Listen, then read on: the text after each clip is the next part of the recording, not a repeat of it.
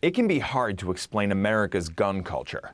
Just talk to someone in Europe or beyond. I don't understand America's obsession with guns. I really don't. I honestly don't understand how anyone could live in America. So bloody stupid. It's uncivilized. It's just crazy. There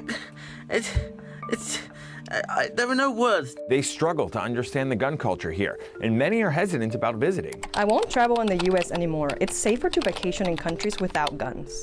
The uniquely American mass murder problem even prompted Amnesty International, as well as the governments of Japan, Ireland, and Germany, some of our biggest tourist pipelines, to issue travel warnings about the risk of gun violence if visiting the United States.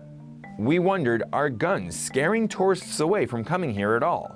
Safety is a really big factor in tourism. It's probably number one. It's what rules places out of where you visit. Alan Williams, professor of tourism at the UK's University of Surrey. But we just don't understand what's going on in the United States. Recent polling of wealthy, well-traveled citizenries found at least 7 out of 10 adults in Australia, Canada, the UK, Germany, and France all rate gun violence in the US as poor or terrible. And even though the odds of a tourist encountering gun violence are radically low, our horrific headlines are seen pretty much everywhere.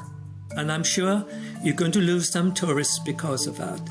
But at the same time, you are seen as a country that's relatively secure, relatively safe. Williams described 3 general buckets of leisure traveler to the United States: the person who's never been and is most susceptible to concerns about gun violence, the person who's a repeat traveler and is more confident about their safety here, and the person visiting friends and relatives in the States where obligation or loyalty often outweigh perceived risk.